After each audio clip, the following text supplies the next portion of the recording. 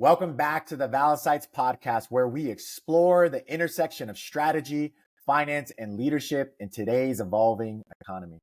Today's guest has shaped the world of fractional CFOs more than anyone else I know.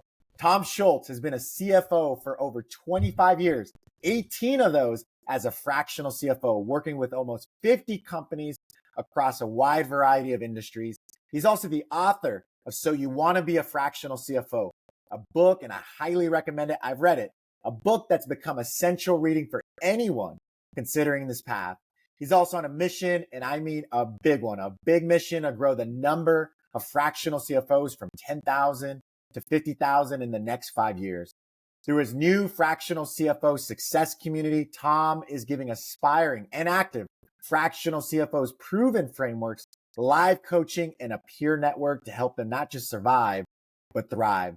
In this episode, we're going to talk about how to build a fractional CFO practice that lasts, how to keep your clients for over 10 years, the mistakes that cause most fractional CFOs to quit within months, and what it will take for the fractional CFO space to explode in the years ahead. And if we have time, we'll talk about how platforms like Valisights can make up the DNA of an AI-powered modern fractional CFO and the benefits there. Tom, welcome to the Valisights Podcast. So good to have you, sir. Thank you. Thank you for having me, Albert. Absolutely. And I know we've had many chats. We've actually met for coffee, and I was so excited to get my hands on your book as well. It was a blast. I can't wait to chat about it. Well, why don't you take us back? How did you first come across and stumble into the fractional CFO world after leaving your corporate CFO role? Yeah, I was a regular full-time salaried CFO in April of 2026. And at that time, I helped the owner of our company enter in an agreement to sell the company. And we closed in June of 2006. And in September of 2006, I ended up leaving the company. So between September of 26 and the end of the year, I was doing what people did back then. You work with an executive search firm or executive relocate or, executive firm that helps you replace your job. Right. And so I was looking for a full-time job for months. And in the process, I had one person call me and say, "Can you go in and do a little project for me? Someone I've invested in wants to borrow some more money or wants me to invest some more money. But I want to get an evaluation before I do it." Mm-hmm. And the end result was that I advised him, "Okay, go ahead and you can invest the money," but he's not a good money manager. So, so he said, the guy that was investing said, "Have you heard of this part-time CFO concept? Can you go in and keep an eye on my money for me?" And so that was my first client. January of 2007, I got my second client. And in February, March, I got my third client that really filled me up. I was working as a full-time fractional CFO before they even called it fractional CFO. And I want to chat on that because I know there's a lot of people out there that'll be watching this because I'm going to promote the heck out of this. There's so many fractional CFOs that need to be in your success community and hear about these best practices because I want to chat about how you did that. But when did you realize, well, this isn't just an interim project and, kind of an in-between or stopgap? When did you realize, wow, this is going to be my career here and what I'm doing here as a fractional CFO?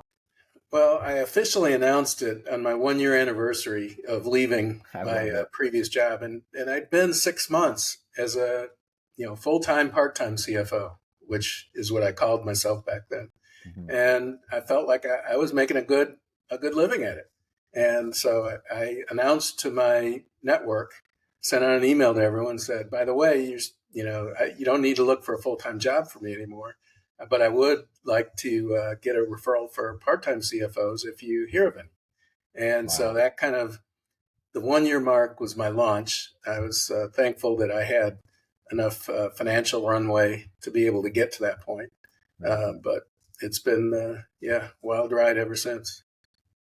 And you really talk about this during your success community, but the mindset of a fractional CFO versus a traditional corporate CFO, you've done both. Can you walk us through, is there a difference or not? Well, there is a difference, especially in the size companies we work in. I'd say anywhere from, I used to say 5 to 50 million, but I've heard there's a lot of fractional CFOs that are calling themselves that, but really only providing a subset of the CFO thing they call CFO services. Right. And, it might be $1 million company. And I've heard of other part-time CFOs, fractional CFOs being in companies that are 200 million, 300 million. So it all depends, but the sweet spot's probably 5 to 50 million. And if you're a full-time CFO in that area, I would bet that you are not doing CFO stuff 100% of the time. Usually a CFO in a full-time situation for companies that size, you're overseeing, you're overseeing benefits possibly, you're overseeing HR possibly, you're overseeing IT, you're almost certainly the FP&A analyst, unless your controller is strong enough, which frequently they aren't. So there's a lot of other things that you do besides just being CFO work. Well, when you're a part-time CFO, fractional CFO, you go in and you only have time to do just the CFO work. Right. So that's why that's really the difference. You have to be very proactive, very diligent about keeping that extraneous stuff away from you. I'm glad you brought that up because while there has been this prevalence of the fractional space, fractional CFO, and some others, I still think that there's some education from those that are looking to fill these roles. For instance, an owner, maybe it's the CEO or private equity group. And I'm glad you broke that down on the roles and responsibilities because I still think there's a little bit of ambiguity or people aren't getting it right. Have you noticed that? And is that something that you're very active on LinkedIn. I love it. I look forward to it just about every day. I don't think you missed one, although you did challenge us because I think you went on vacation or something. Do you all know that I was gone? I'm like, yes, because I wait for them every day. Oh, okay. Sorry. Did you figure out where I was, by the way? No, I didn't. Did someone put it in the comments? What was the answer? San Diego. Oh, how awesome. How was it? So it was awesome. But I picked out some obscure names that you had to have been to San Diego to figure out where it is. That's so good. But yeah, so the question again was... well, there seems to be this education gap, and I think you're solving for that. You're actually helping out not just fractional CFOs, but those that look for fractional CFOs. They're starting to understand, well, what is this? What is a fractional CFO? And I think you're landing right. So the interesting thing is that I call it the fractional CFO world is fracturing. It's like we've got subsets of fractional CFOs now. You've got people that are doing these $1 million and less companies, and they're not even there, a half a day a week or a day a week or scheduled time. And they might only be providing reports and doing some online meetings, once a week or once a month. And so they are not able to do what a full-time CFO would do on a part-time basis. They're not able to be the banker liaison, whatever. So you've got a lot of entrants into the fractional CFO space that are out there. And when they go to a CFO, a CEO or an owner of a company and pitch their service, a lot of times that's the first time the owner of that company's heard about it. Right. And so they get the flavor that is pitched to them. And they either like it or don't like it. And then someone like me comes in, and what I pitch is what I call the full job description, the full, everything, bank liaison, overseeing all that relationship, overseeing insurance and risk. Right. So I'm not just an outside consultant CFO. I'm an actual CFO that happens to only be there part-time. Right. And so when I pitch that, if it's the first time they've heard about it, that's what they think of. But if they've previously had someone in telling a different flavor of it, then it's different. Someone might come in and pitch, well, I'm 100% virtual. And I may come in and pitch, well, I can do in-person or hybrid. So it's just, there's a lot of people that are offering different flavors of fractional CFO, and it is leading to a little confusion. Yeah, I've in the noticed that, but I prospects. think it's going to iron out as this becomes more prevalent, to your point, and I think you're on a so. big mission to do that. Yeah. We opened it up about your journey and how you acquired clients, and we'll get back to that. One of the things that you post a lot about, which I really appreciate, is the how difficult it can be, but you also provide some best practices on how to retain clients, and you've retained clients for over a decade now. Right. What are your best practices and secrets to that long-term retention focus, even while doing it on a fractional basis? Right. Well, I've got a couple of secrets, but or a couple of approaches, and it all depends on the client and the way I enter. So Mm-hmm. usually I'll enter, and there'll be a pain point I'm trying to address, pain point or a challenge or whatever. Maybe they're going into a mergers and acquisition, a sale or an acquisition or something like that, and Mm-hmm. obviously that's what I focus first on. But in the process of all my engagements, I go in there full time or I go in there part time. I'm there for a full day, and I can't really focus on their main problem the whole day. But as I'm, kind of walking around the office or in meetings with people, the controller, the accounting people, the other senior leaders, I'm finding out opportunities that are, not necessarily what I was hired for, but they're opportunities that the company's missing out on. And Right. so one example is I was hired for a company to do a help transition to the next generation ownership of the children. And they were in there, and also the owner had a personal guarantee with the bank on the loans, and he wanted to be able to work his way out of the personal guarantee. Well, when I went in, I saw not only that was there an opportunity to work his way out of the personal guarantee, but I saw that he was paying too much interest rate. So at the time, we were, it was a low interest rate environment. He had some term loans that he was stuck with at higher interest. And I basically went in and called the banker up who I knew and who knows that I knew other banks.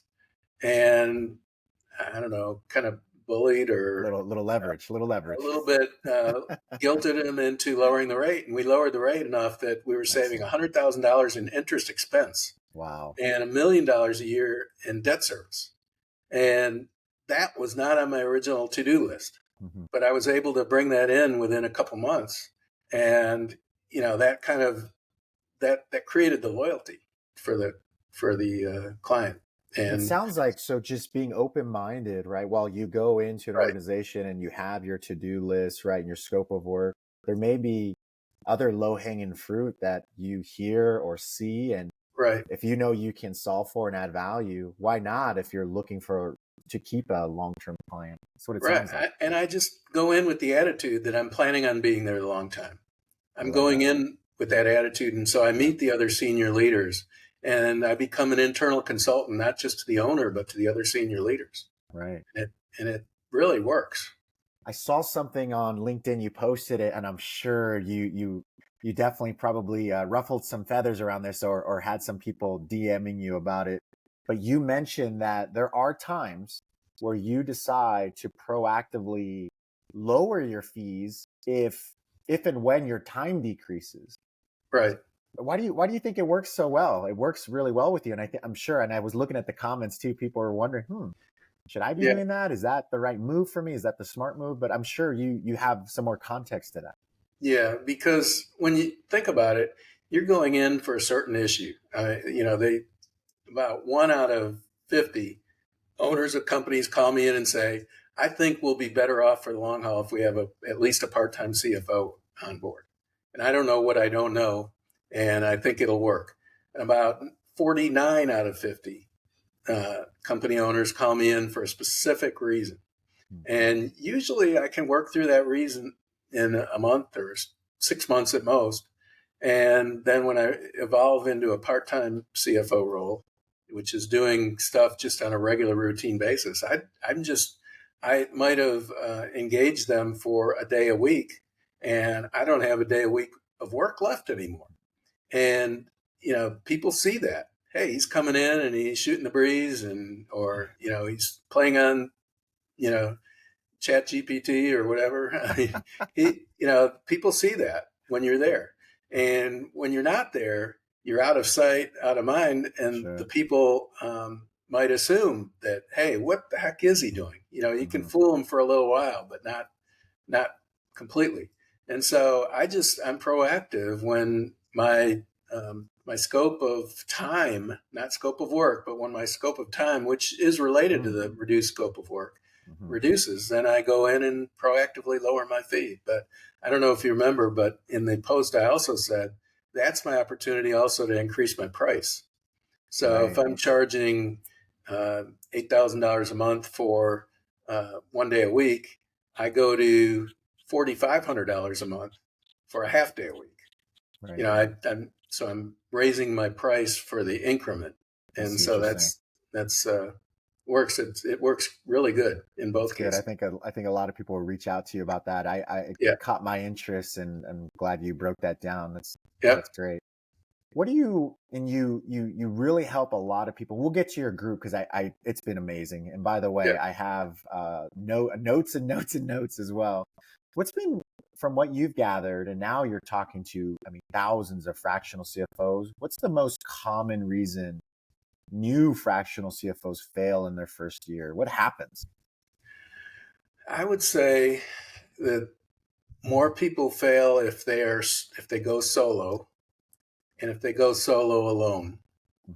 So, it's getting to be a crowded marketplace. There's a lot of people starting to become fractional CFOs, and they sometimes think, that they can do it alone. A lot of them know that they're the CFO part, but they don't know the fractional CFO business part. And for sure, us accountants and finance people, we didn't get sales training. We didn't get marketing or business development. That's not our thing. Yeah. So, a lot of them succeed, and a lot of them succeed really well. I talked to one guy. He hung up his shingle. He didn't go with my coaching. He went on his own. And now, a year later, he just hit his 1 year anniversary, and he's at 9 people and $1 million a year in revenue. Amazing. It's like, that's awesome. It worked for him, but for many more people, it doesn't work, and they get discouraged. And, some people don't save enough money in advance. So they get, they struggle with personal financial issues. And so they don't have a long enough time to really let the business and the business networking mature to when they start getting clients. So it's kind of all wrapped up in there. I really think that if someone had some sort of advice or someone to help them, a guide along the way, or if they joined an existing fractional CFO firm, if they did that, it's probably a 99% success rate. They're not going to make quite as much money, but they're not going to have to do all the entrepreneurial risk. Right. And it's hard. It's hard. Yeah. I could chat from experience. You're doing it and I'm doing it. Sales can be a grind, and marketing, and it's just different parts of the brain that you're tapping into, and obviously delegating to those that do it well in certain instances. But you're right, it's you have to not only know the technical, right, and being the CFO, but also some of the other things if you're looking to operate a business, right, and the business model to work. Right. You mentioned the one colleague of yours that went off and did on their own and were successful, but I've heard and I've seen it on LinkedIn, and I've actually chatted with some of them, those that go into your success community and also thrive because you're going through step by step on, for instance, one of my favorite ones is the framework you put together in your group sessions to help fractional CFOs get their first client. That's where it starts, right? It's one client at a time. And you mentioned it about your own journey. Right. Can you walk us through just in general your framework on how that would work for someone that's thinking about getting started, or maybe they have already and they're listening to this? They're like, man, this is a tough market. Right. So the first, I've got kind of a -3 to launch sequence for the getting your first client, and -3 could be a month, or -3 months, could be -6 weeks, 4 weeks, 2 weeks, but the first thing you need to do is define what you're going to be to the outside world. So what's your niche? And, what are you going to target? Well, I've just talked to someone today. He's got 4 niches.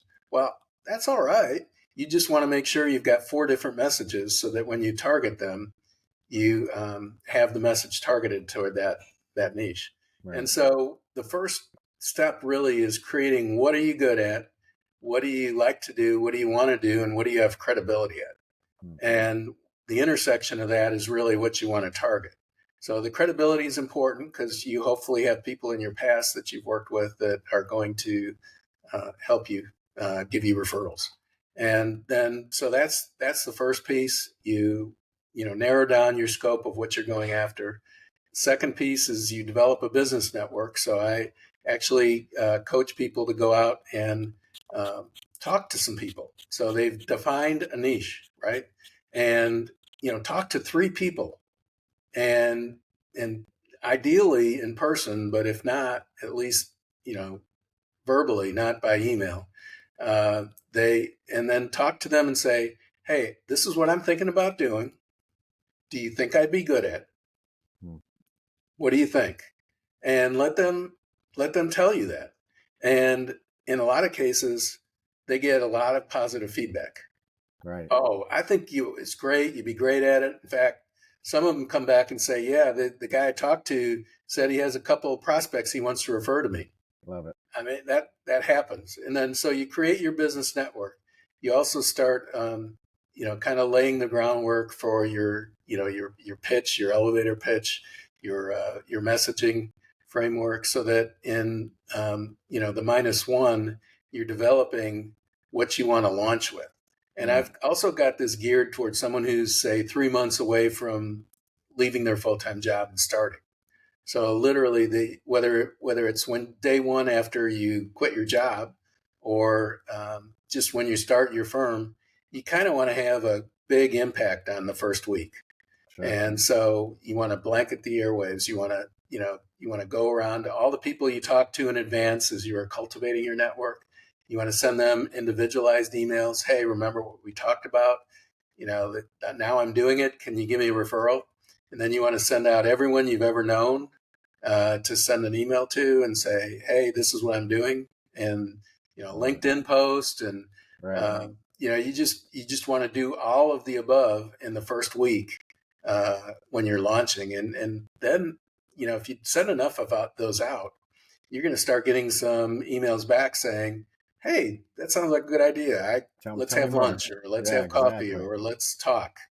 And then you go from there. But you got to start somewhere. And I think some of those face-to-face interactions are really the best results I've seen. They're the best, especially nowadays, right? Because it's gotten, you probably see it in your inbox on LinkedIn far more than I do, but it's just saturated with bots and just some fake stuff, right? Or just overselling without creating any type of relationship.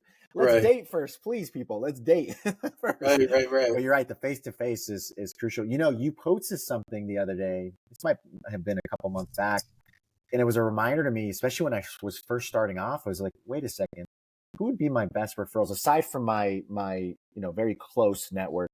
And you had posted about banks and insurance companies that you partner up with, and some of these other different verticals, right? A part of the finance ecosystem that you're always interacting with. I'm like, wow, I haven't reached out to my bank partner, this so-and-so bank partner, in a little bit. I think I need to reach out and remind them, what I'm up to, what's new, how can I help? And then obviously they want to help you as well. And it was such a good post. I really appreciated that you did that. It was such a good reminder. I'm hoping others saw that too, so that, reach out to your local bank as well, or those that are doing insurance. Cybersecurity is a huge one right now. Health benefits is always something an organization's looking to, make sure that we're improving that line item, not only making it better for the team member, but also finding ways to save some money as well. And there's plenty of local partners that fractional CFOs can reach out to, and have someone there on your digital Rolodex to reach out to if anything ever comes up.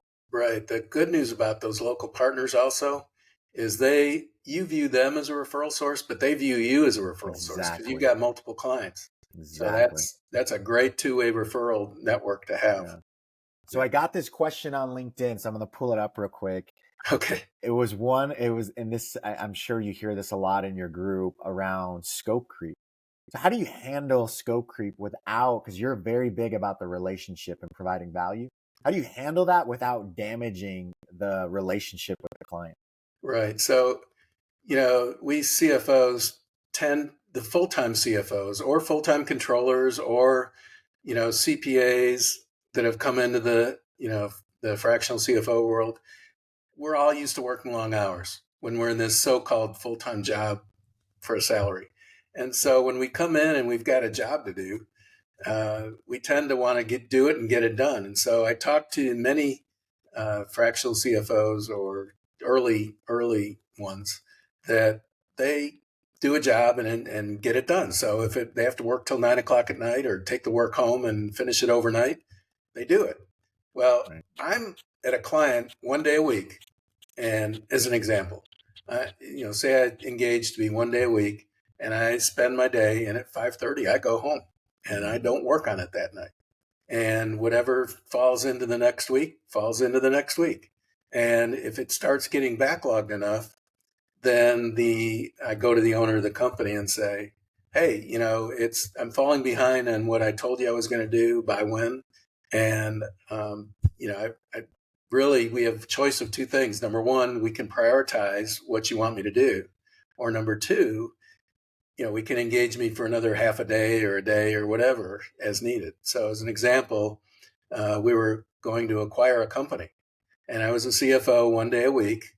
And as you know, acquiring a company actually ratchets up the work. So we were financing it. We were financial due diligence. I was going to say, and then that rolled into the brutal part.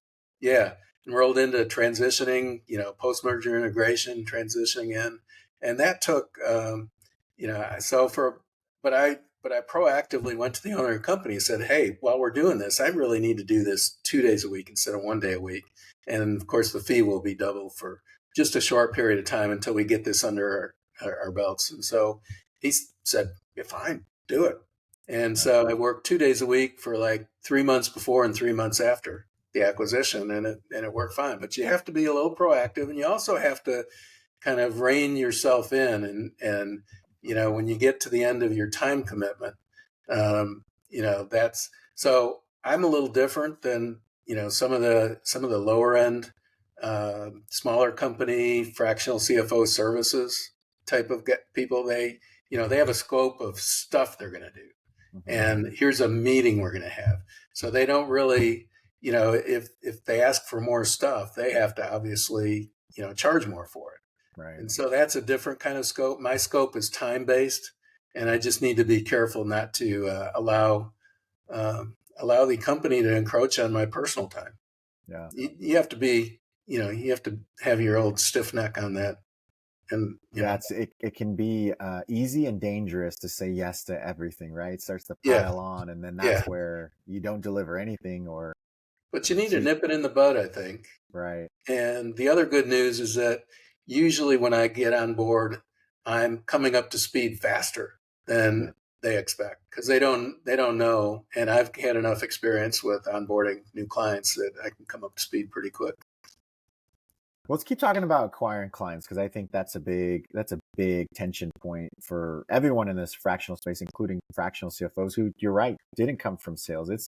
It's a whole different beast, right? And so within your success community, or as you're mentoring others, how do you break that down for them? Is it a communication thing, or is it more of a process and flow? They're just not setting it up correctly. Is this the onboarding, or what stage of? This is prior to them becoming a client. This is when a fractional CFO is looking to get a new client, and they have to buckle up and get into a sales process. So it starts with the lead, obviously. Mm-hmm. And if you get a lead from a referral source, I've found that you get an 80% close ratio. If they've got a pain point and you're referred in by a trusted advisor, their CPA, their banker, their whatever, and you almost need to talk yourself out of it. And so you need to be careful to do that. So the first time you go into a new prospective client, your first meeting, you're going to want to let them do 80% of the talking, and you want to let them do it first. So that's a little different than going in for a job interview. You kind of flip the script, right. And they're going to want to know all about you. And then finally at the end, they'll tell you a little bit about the job. Mm-hmm. But you let them tell you, and they'll tell you all their pain points. the beautiful thing is the 20% of the time that's left, you pull a story out of your pocket from your background.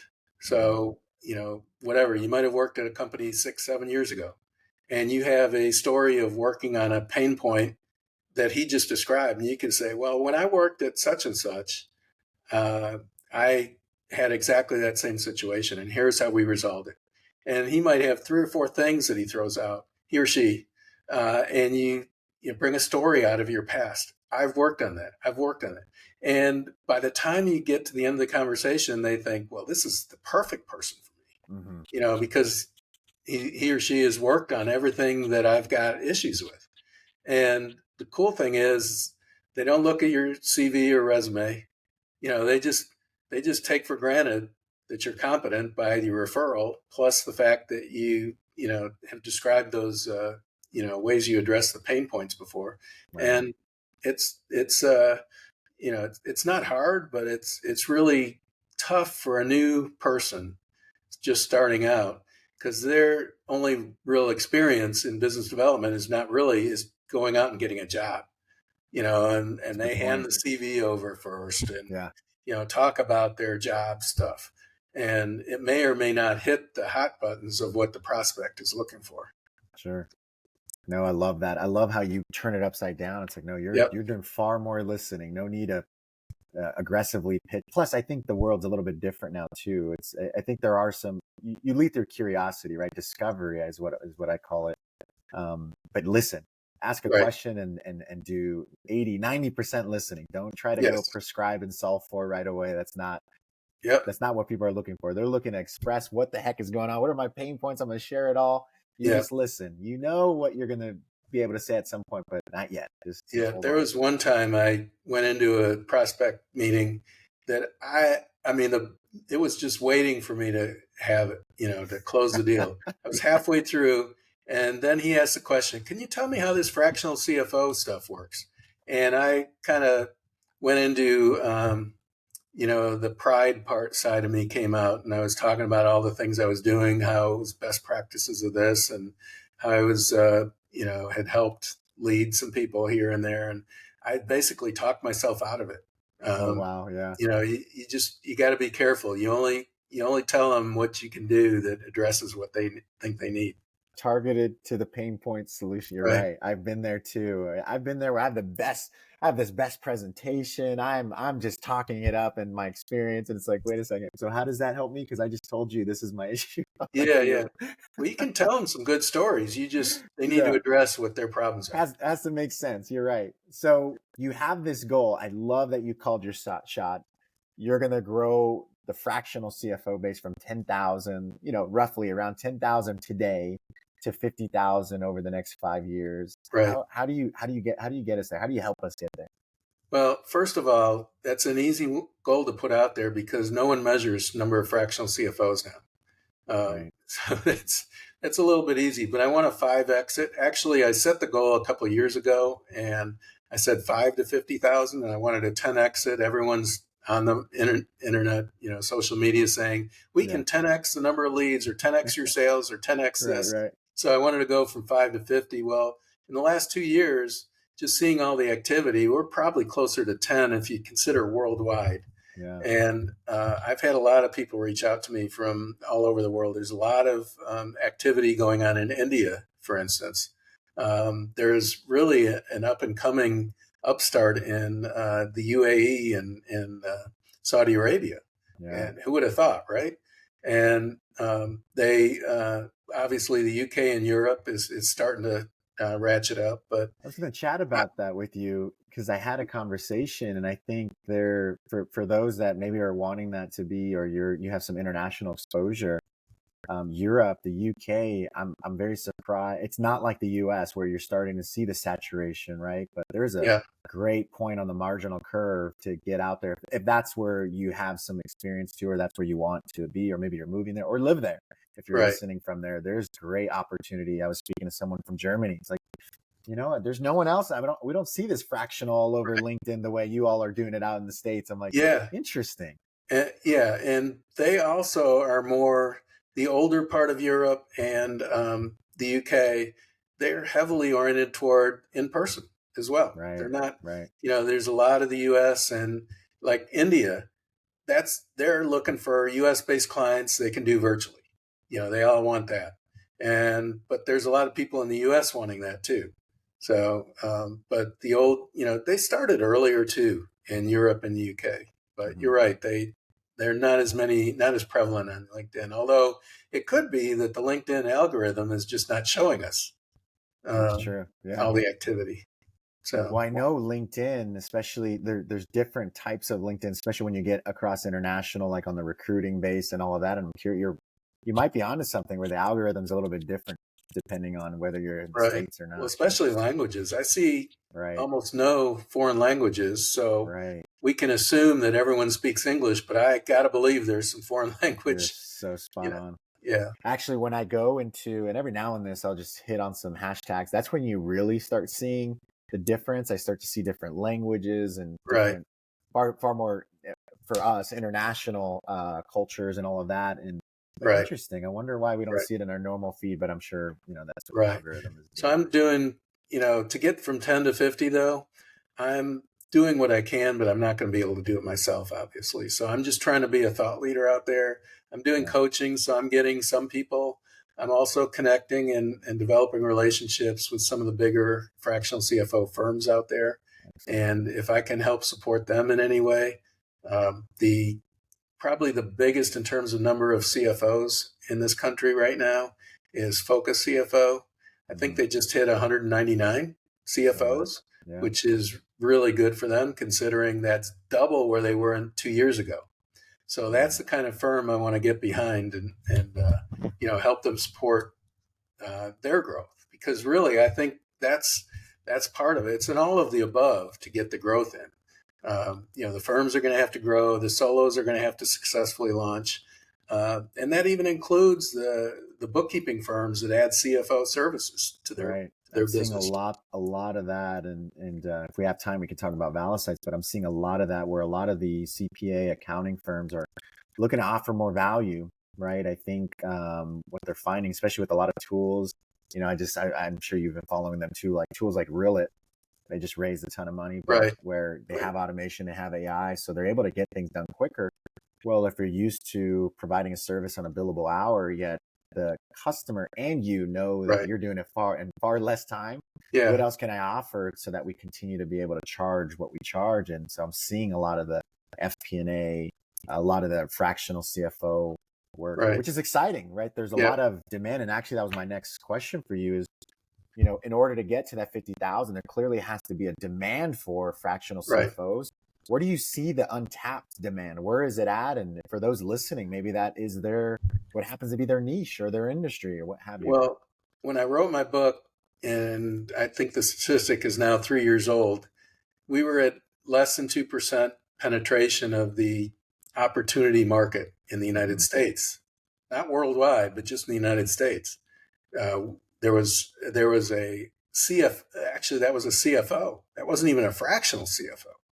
So there's a lot of room for $5 to $50 million companies that need CFO help of some sort, either fractional or full time. And fractional is really the path of least resistance because it's cheaper, and most of those firms don't even need a full time CFO. Couldn't keep a full time CFO busy, and so 3 years ago, we were at 2% of the U.S. based market. So I think there's a huge potential demand still out there. And then it's a matter of generating enough fractional CFOs into the marketplace to match that demand. And, part of it is just connecting too. You gotta market it, and you gotta match make it.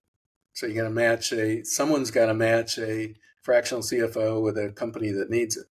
So, and I'm curious what your thoughts on this, because I think that's, again, going back to that marketing piece, that networking piece, the sales piece.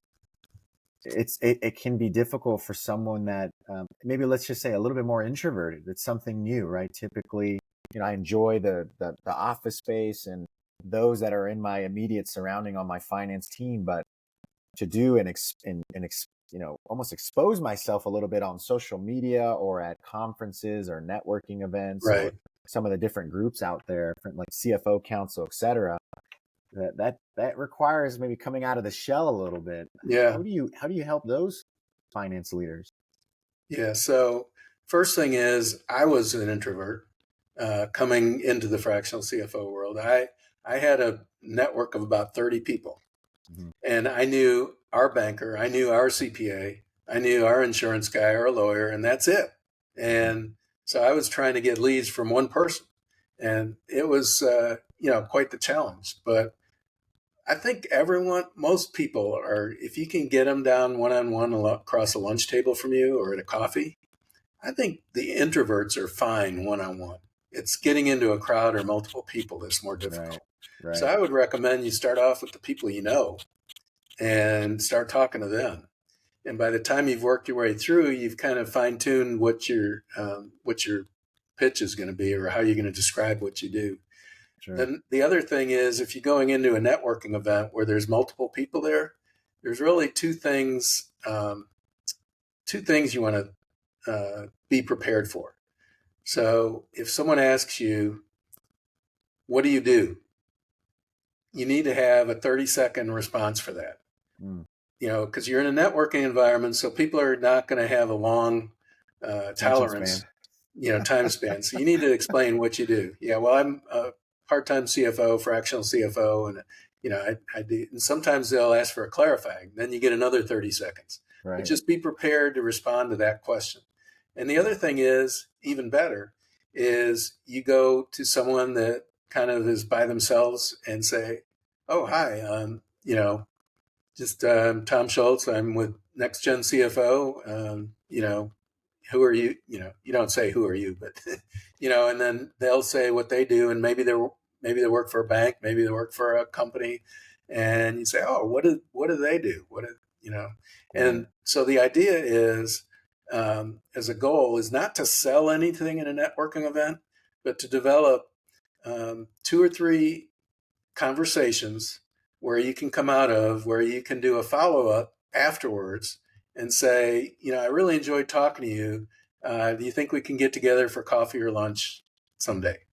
Yeah, and try and set that up. And because I think inherently introverts are still okay on a one-to-one basis. When it's just you and the other guy, it's the crowds that kind of scare people off. One thing I found to work, especially leading up to an event, is, and typically let's just say there's an event list, or maybe it's posted on LinkedIn and people are selecting attending. And, I found, and I go through this too, it's very nerve-wracking to go somewhere where you're not going to know anybody.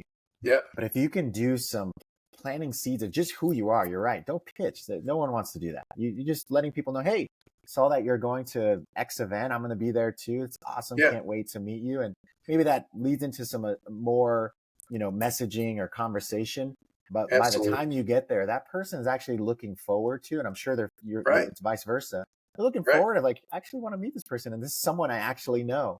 Right. It's always tough to go somewhere where you really are jumping in and you just don't know anyone. That's a nerve-wracking spot to be in. So for those of you listening, you have great best practice from Tom there.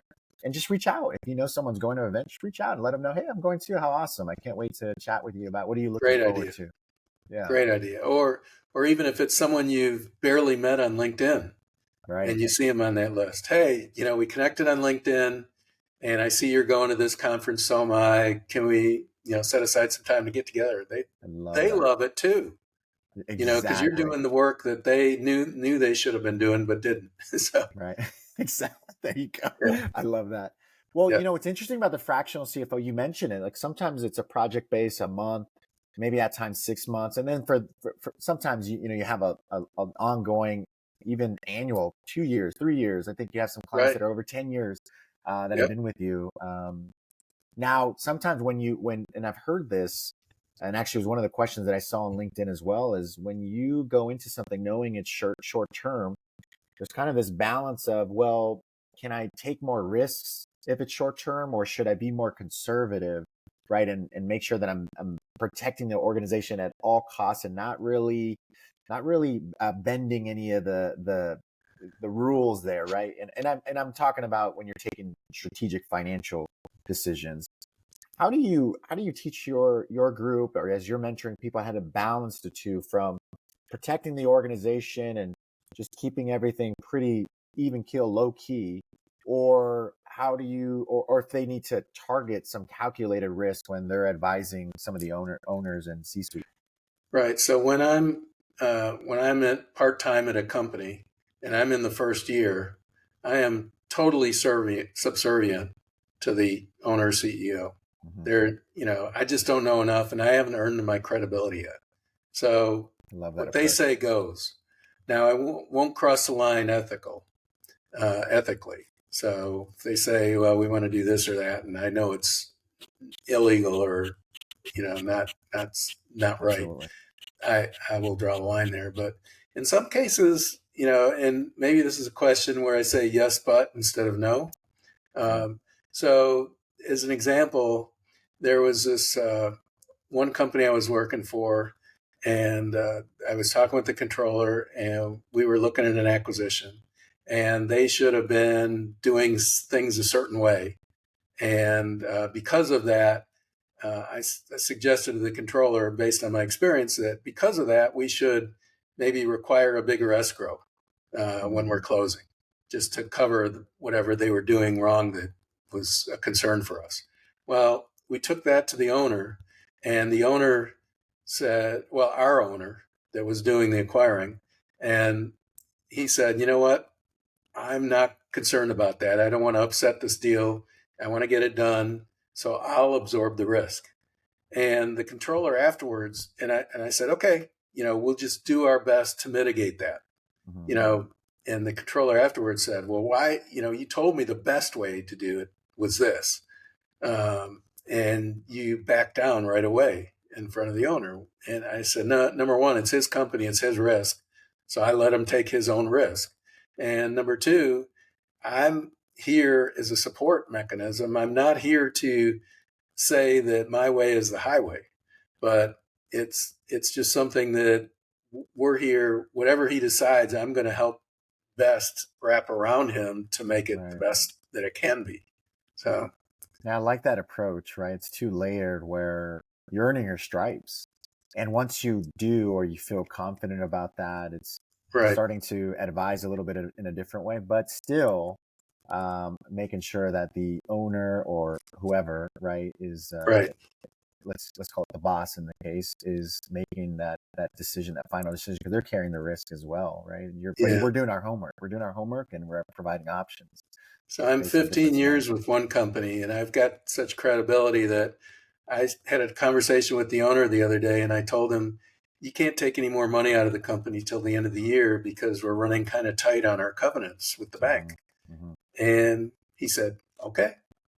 So, but I wouldn't have said that in the first year working with him. I earned that over time. Yeah, good call. Well, I'd love to talk about your book. I got a chance to read it. I even shot you a photo with the kiddos. Every now and then I'll give them a quote here and there. Oh, they didn't read it too, did they? No, they're big readers. So, Dad likes to read to us, showing them, and, I want to say it out loud. Hey, look, I read finance bedtime stories to my kids. Oh, gosh. I don't. But what inspired you? So it's called, So You Want to Be a Fractional CFO. And for those that haven't read it, that are looking to become a fractional CFO, if you're already doing it, I highly recommend. You're going to find some fundamentals in there that maybe you skipped over. And sure, you're having some success, but you might be able to turn it up a notch with some of the things that Tom has written. Tom, what inspired you to write the book? So over the years, I was an early adopter. There were fractional CFOs out there, but there are not that many of them. So everyone in my network, whenever they knew a CFO that had either left his job or maybe the company had sold and he lost his job because of that, they would be counseling that person. If you thought about being a fractional CFO, and that person would say, no, I don't know anything about it. So I'd get a call from my referral source saying, I know this so-and-so that's, a CFO, and he's thinking about being a fractional CFO. So I probably, over a 10-year period, I talked to over 100 people just locally, referred by my referral network, saying, they're interested in being a fractional CFO. Can you, get together with them? And so I got, they would buy me lunch or coffee or, but it would be my time. It was taking my time, and I would spend, a half hour describing to them what it was like to be a fractional CFO, just to see if they were interested. And a handful of them joined our group. So that was good from that perspective. But, a lot of them, some of them went out on their own. Some of them just decided not to do it. But I invested a lot of time really for no payback. And moreover, an hour with someone is not enough to do, fully explain what it's like. You need more than that. Right. So I said, well, next time, going forward, I want to have a book to give to someone to describe more fully what it's like to be a fractional CFO, so that if I get referred one of these people, I can say, read my book first, and then we'll talk. And so it was a little bit the lead magnet. Lead magnet, right? And then I put it out on LinkedIn, and I got up to 200 sales copies. I got 200 or 300, and I thought, well, that's pretty good, because 250 is what ChatGPT told me is the average number of books sold by a nonfiction self-published author. Yeah. 250, and I was over within a few months. And I did a podcast, different podcast, Grow CFO with Kevin Appleby, and he said, "Oh, if you're there so far, I'm pretty sure you get over 2,000." And I just went over 2,000 a few weeks ago. Amazing. And so there's been 2,000 people my book has touched somewhere out there. And that's, I guess, part of the piece of getting from 10 to 50,000. Well, for those that want to get a hold of it, where can they find it? Easiest place is on Amazon.com. Go on Amazon and type in Fractional CFO, and it's usually the first one after any sponsored ones under there. So there might be a sponsored one above me, but So You Want to Be a Fractional CFO. It's a nice blue cover. Got my name, Tom Schultz, on it. And it's selling great. Well, I saw your recent post on LinkedIn, and I appreciated the shout out, but I'm sure and I actually saw you get a ton of reviews on Amazon there. Yeah. And I'm sure you get a ton of feedback. What's been the most rewarding feedback you've received from a reader? Yeah, the early on, this guy emailed me, and we did an email exchange, about 3 or 4 emails back and forth. And he was from South Africa, Cape Town. Wow. Cape Town, South Africa. Someone had bought my book down in Cape Town, South That's Africa. Awesome. And he said, I just want you to know that I thank you and my family thanks you, because I just finished reading your book and my kids are getting a little bit older, but I've been reluctant to pull the trigger on becoming a full-time fractional CFO. And I've been working full-time, and I've got 4 clients already as a fractional CFO. Amazing. And I haven't been spending enough time with my family. So your book gave me the confidence to go in, become a full-time fractional CFO. So he thanked me for that. And that was pretty rewarding to hear that.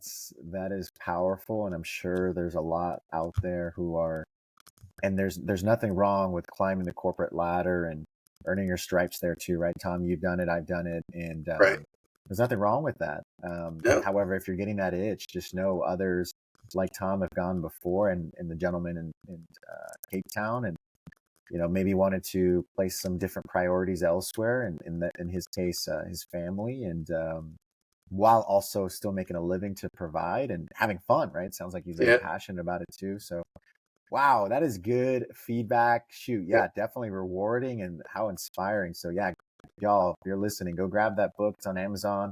As I mentioned, I've read it too, and it's really, really good. I know you wrote it a whiles back, but it's still very, very relevant. That's what I really appreciated about it. And it's well written, sir. How did you, and I know we've chatted a little bit about that. Actually, let's chat about it. How did you get through that? Have you written other things before? Were you always the creative? Can you walk us through that process? No, I've thought about writing a book for a long time, but I actually joined a group program by a professor at Georgetown that was had helped people write books. And he grew it into something he called the Creators Institute at the time. Wow. Now he calls it manuscripts.com. And you join as part of a cohort. I was a cohort of 40 nonfiction writers, and we had a 6-month process. And every week we would meet on Zoom for an hour, and they would teach us something about writing. But simultaneously, they paired us up with a development editor. And our goal between the beginning of June and the end of October was to write a crappy, rough draft of my book. And the development editor kind of kept me on task with just making sure that that I was doing that. And the deadline was important because you couldn't move on to the next step in the program until you got through the first step. Oh, so it was a little peer pressure and a little deadline oriented to keep me on task, because it is time consuming to do all that. Oh, I bet. And then that led to some pre-marketing help. Then we went into revisions editing and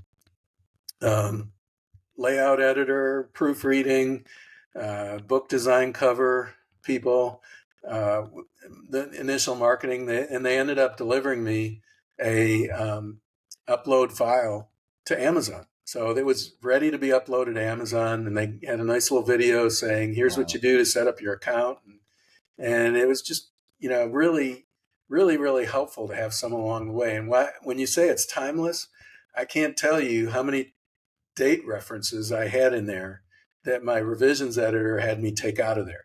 So they smart. said, it might seem like 2023 is timely right now, but for someone buying it in a couple of years, they're not going to they're going to think, oh, that's an old book. So I did take a lot of those references out of there. Amazing. Amazing. Little things you don't even think about. Yeah. Well, let's talk AI, right? Okay. I know you're familiar with Valisights, our AI-powered FP&A platform, but AI as a whole, what have you seen as you're coaching other fractional CFOs, or even within your own business? How do you think it's evolving the fractional CFO nowadays? Yeah, so I would say that fractional CFO market still has a low penetration rate. Maybe 10% of the people I talk to are comfortable with it, or probably a lot of them use ChatGPT or the equivalent. They'll use it as a search engine, or they'll use it to help write documents. So that's the extent that most fractional CFOs are using it for now. The part that's exciting, what Valisights doing, is actually helping us do our work. And we talked earlier that in these size companies, a lot of times the fractional CFO is the FP&A analyst too. Right. And so when you think about it, if I'm spending, a few hours updating spreadsheets, then the company is overpaying me. They're paying me fractional CFO rates to do FP&A analyst work. And so that, to the extent that we can automate that or through AI is really helpful. So I would say there's a lot of dipping toes in the water with the fractional CFO market, but there's not that many like yourself that are on the leading edge of AI. That's just from the ones I've talked to. Yeah, and I hear the same, and I'm starting, however, to see this adoption piece starting to warm up, right? I think 2026 is going to be booming because not just in the finance space, but in some others where a lot of organizations are going to start. Let's stop dipping our toes. Let's jump in now. We've done enough vetting, and we've watched to see anyone going to crash and burn as we're using this. So I think we're safe. We're safe to play now. We're safe to come out. What I've loved about AI in the finance space, even with Valisights and some other platforms I mentioned, really earlier, and there's some other great organizations. There is a point, and I'm sure you've seen this or have heard it, where as a fractional CFO, depending on the scope of work or what your niche is, at times there can be a ceiling. Can I reasonably, with my time and my other priorities, can I reasonably take on another client? And, as you mentioned, when you start really getting really good at this, your referrals are one of your best lead funnels. Right. And it's not a great spot to be in at times, where it's like you have to keep saying no to some of the opportunities. What I found is that AI, when used appropriately, right? And this is not AI is foolproof, but when used appropriately, allows you to minimize a lot of the administrative work that at times can add up for a client or for your own internal business. Right. And frees up a lot of time to then say, hey, I can actually take on one more. I can take on two more. And that's what I've been really excited about, is to be able to offload some of the tasks that we do internally or for clients to AI, in addition to also providing deliverables faster, like Valisights does in the FP&A spot, whether it be a 13-week cash flow or a light QFE. We call it Comply IQ if you want to do some due diligence on the accounting space as you first come in, so is the data clean or not, right? And what type of gap analysis is it flagging, or revenue recognition? And so I'm really excited about that, because it's getting better and better too. Not only are you going to get faster, but the accuracy, the variance analysis starts to get even closer and closer. I'm not adding value by transferring numbers from the financial reports to a spreadsheet. I'm just not adding value there. It's a necessary evil up until now. Right. And I'll give you a plug for your Valisights 13-week cash flow forecast, because I've talked to people about this, and they say, "Oh, I get that out of my whatever the old business analytics tools." Right. And I say, well, the problem with those though is they're based on what's in the system. So you got maybe 4 weeks worth of invoices. You got customer invoices, 4 weeks worth of payable invoices. But how do they project the 9 weeks after that? Sure. And how intelligent is that? And can you trust it? And that's where you guys are bringing more to the table than just what's in the system. Yeah, it's not even just the predictive and the forecasting or scenarios, but what I heard there too is you don't even need to go get. Valisights will do it for you. Yeah. That is also key, right? Because having to maintain a 13-week cash flow, having to update it, having to then report out on it, all of those things are taken care of as well. And in the out weeks, I'm just using my gut feel on predicting it. Mm-hmm. Whereas Valisight, your forecast is more scientifically based, I guess, or more data based. Yeah, it's actually going in your vendors, your customers. It's learning the behavior. It'll know who's paying on time, who doesn't typically pay on time, why, all of those things. So including your any type of debt vehicle, financing vehicle, line of credit. It's looking at all of that. But at some of my clients, that takes away. That would take, if I had that tool at my disposal, that would save me several hours at least a month. No, a week. If I update it every week, I don't usually update them every week unless it's depends on if the company's in a real pickle, cash wise.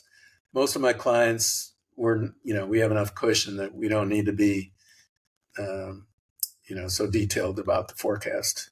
That's great. Well, no, we appreciate you, and thanks for diving in. And we appreciate you looking into Valisights. We've had some great chats about it too. I have one more question for you. Okay. And this one, I know this one's an important one. As you're looking and you're on a mission to grow and 5X now, how do you want to be remembered in the space as we look into the future?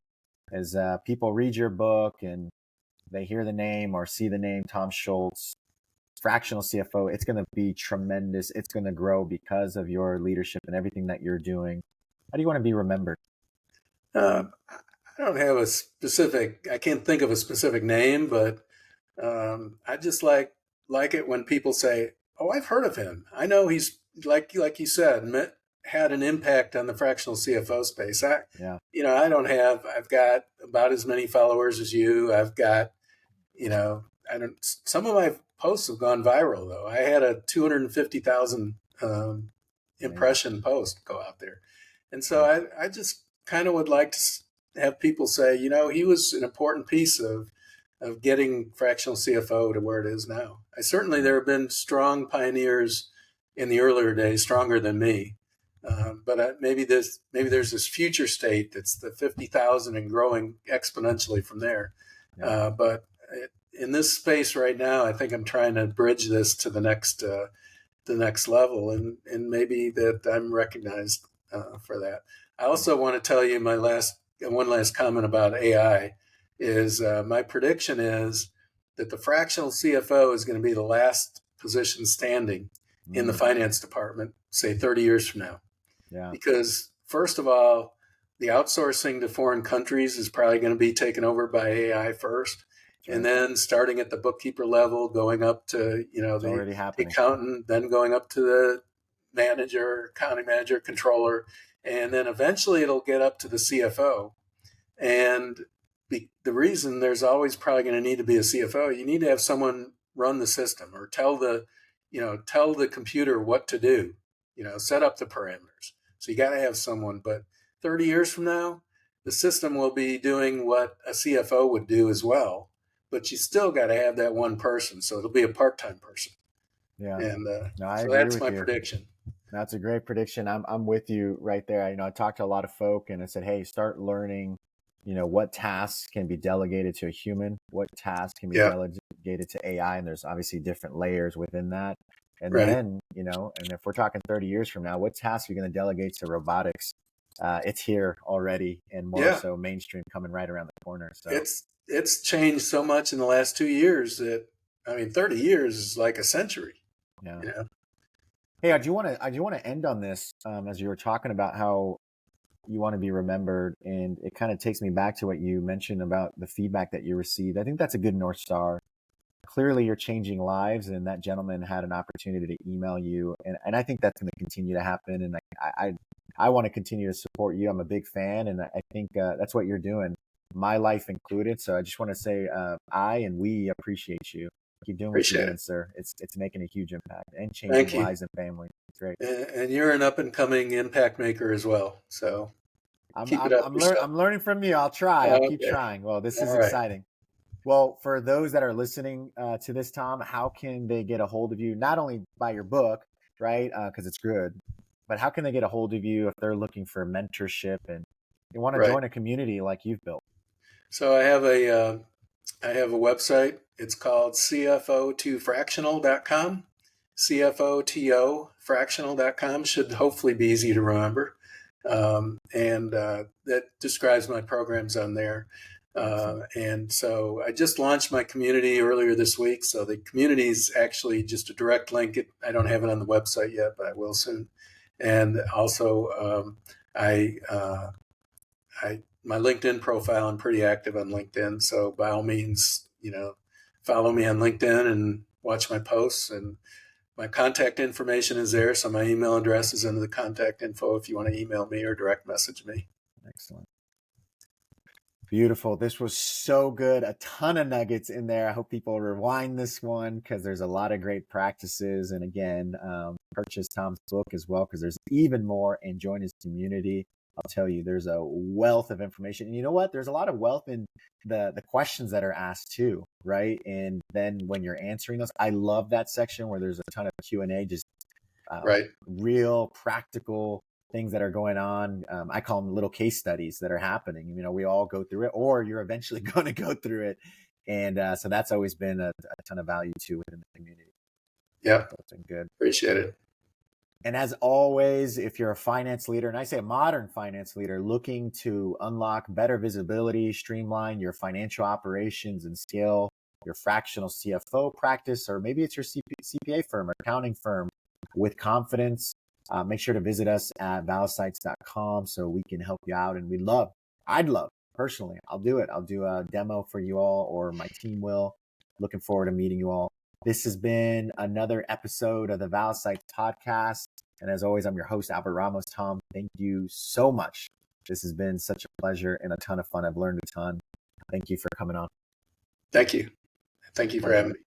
All right. Thank you, everybody. We'll see you next time.